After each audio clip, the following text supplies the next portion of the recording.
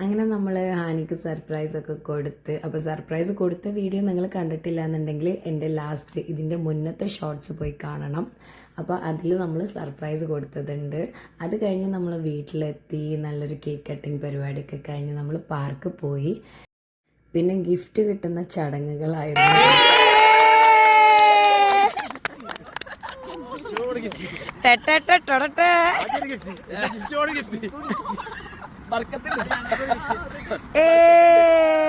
Super.